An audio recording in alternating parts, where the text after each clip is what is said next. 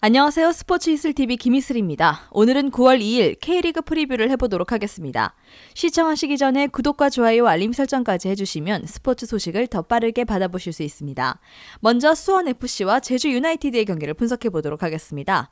수원FC는 성남 원정에서 패하고 홈경기에 나섭니다. 교체로 들어온 이승우가 카타르행을 외치며 무력 시위를 했지만 팀 매각설이 나오며 선수들이 투지를 불태운 성남을 넘지 못했습니다. 때문에 7위권 팀들과의 간격이 더 줄어들었고 상위 스플릿 진출을 장담하지 못하는 상태인데 홈에서 열리는 이 경기를 승리하고 순위 유지를 해야 합니다. 최근 폼이 좋은 라스와 이승우를 축으로 무릴로와 김현 등 공격 자원들이 공격적으로 경기에 나설 것입니다. 제주는 울산전에서 제르소의 동점골로 패하지 않았습니다. 수원 삼성에 패하며 다소 분위기가 가라앉았는데 리그 선두인 울산 상대로 승점을 따낸 건 의미가 있습니다. 최근 다소 지친 주민규를 대신해 선발로 나서는 진성욱이 전반을 확실하게 책임지고 있고 링과 제르소는 빠른 발과 돌파력으로 제주 공격을 이끌고 있습니다. 윤빛가람의 빼어난 공격 전개도 안정적입니다. 수원이 지난 시즌 제주 상대로 강하긴 했지만 이번 시즌 무승을 비롯해 최근 제주전에서 고전했습니다. 또 원정에서 수비를 강화하고 안정적으로 나설 제주 상대로 수원의 공격 일변도 축구가 먹히지 않을 것입니다. 제주는 주민규와 링, 이창민 등이 나서는 후반 경기력이 좋은데 지친 수원을 공략해 승부를 볼 수 있을 것입니다. 제주의 승리를 봅니다. 다음은 인천 유나이티드와 강원 FC의 경기를 분석해보도록 하겠습니다. 인천은 이제 상위 스플릿 진출을 넘어 2위권으로 도전 중입니다. 팀 내 득점 1위이던 무고사가 시즌 중 바이아웃 조항으로 인해 일본으로 떠났기에 하위권 추락도 예상됐는데 끈질긴 뒷심으로 성적을 내고 있죠.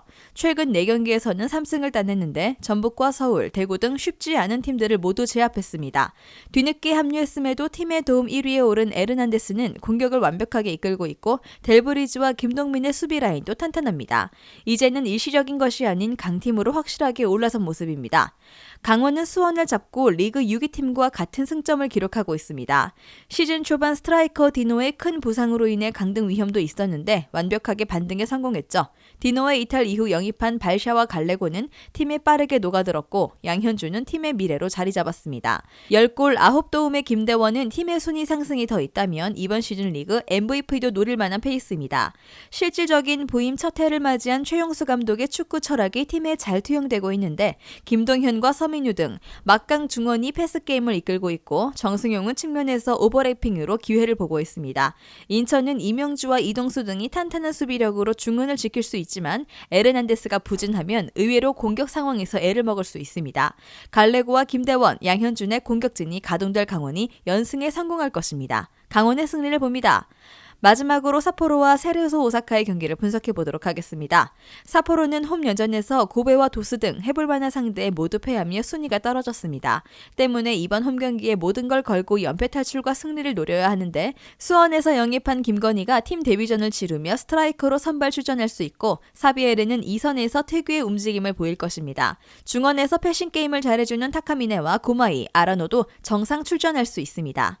세레소는 홈경기에서 히로시마에 패하며 순위가 추락했습니다. 이번 시즌 자국 리그에서 진행되는 모든 컵 대회에서 살아남은 팀이고 리그 성적도 좋았기에 멀티 트로피를 노리고 있었는데 히로시마의 공세를 버티지 못했습니다. 요니치와 니시오, 마츠다가 버티는 최종 수비가 시즌 내내 잘해주고 있고 오코노가 공수의 연결고리 역할을 하고 있죠. 무츠키를 지원할 패트릭과 멘데스도 있는데 무엇보다 부상 중이던 기요타키의 복귀로 중원이 더 안정을 찾을 것입니다. 삿포로가 홈경기에 이점을 노릴 수 있고 탄탄한 중원을 앞세워 볼 점유에 강점이 있는 팀이긴 하지만 여전히 최전방의 마무리는 떨어집니다. 또 기요타케가 합류한 세레소 중원도 상대에 밀릴 이유가 없죠. 타가트의 몸 상태가 좋지 않긴 하지만 멘데스와 우에조, 무츠키가 나설 원정팀의 한방도 기대가 됩니다. 무엇보다 삿포로의 공격진으로는 김진현이 버티는 세레소 골문을 넘기 어렵습니다. 세레소의 승리를 봅니다. 영상에서 알려드리는 내용들은 모두 1차 분석 내용들이며 2차 분석과 최종 조합픽은 영상 하단 고정 댓글 링크로 문의 주시면 안내 도와드리도록 하겠습니다. 시청해주셔서 감사합니다. 아직도 혼자 분석하고 계신가요? 이슬TV 스포츠 정보방에서는 실시간 스포츠 커넥션을 통한 소통하는 관리 시스템으로 확실한 수익을 전해드리고 있습니다.